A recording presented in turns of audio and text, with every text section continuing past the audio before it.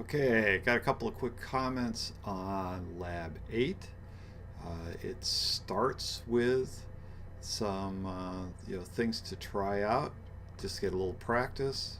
Nice set of things with dictionaries and sets. They're pretty self-explanatory.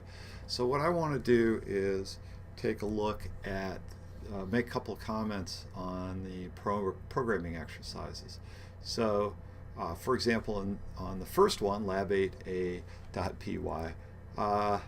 don't make the mistake that I did, which was that in this file, we are asked to, we're going to actually compare two input files, and we start by building two sets, all unique words in file 1, all unique words in file 2.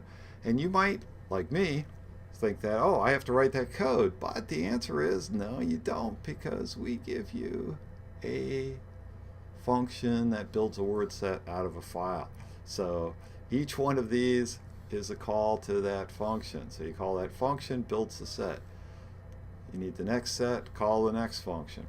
Now that you have those two sets built, then you have to use some set operations, intersection, union, that type of thing, to do each of these pieces. And then, it's a relatively straightforward thing because we did a lot of work for you.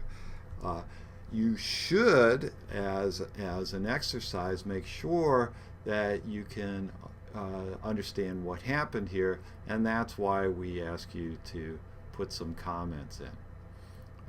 And while you're doing that, you might notice this here.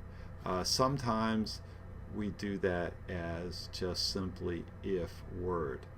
It does exactly the same thing, because you remember that an empty string is false and a string with anything in it is true. And that's equivalent to what's being done in that comment. So that's the first part.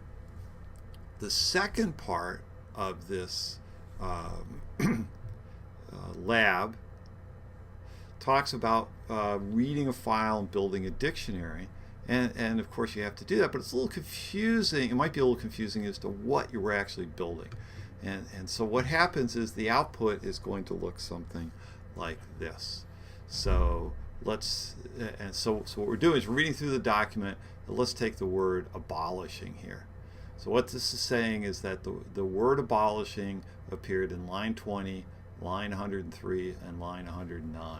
And of course something like the article A appears in a whole lot of lines, right? And it may appear multiple times in those lines. It doesn't matter. We just want to know that it appears in that line. So we're building a concordance of sorts. So here's the word all, right? Appears in lots of lines, but allegiance only appears in one line. So what you're doing is you're building a dictionary, and hopefully it's pretty clear what's going to happen here is that the words are going to be the key, and then the line numbers are going to be your value. And remember, we want these to be unique. So for example, if the letter A occurred 3 times in line 142, we only want it to appear once in there. And so the value, you're going to want to have that as a set. So key is the name. What lines does it appear in as a set? Keep adding lines to your set, and away you go. So I think that should give you enough to get you started on this project.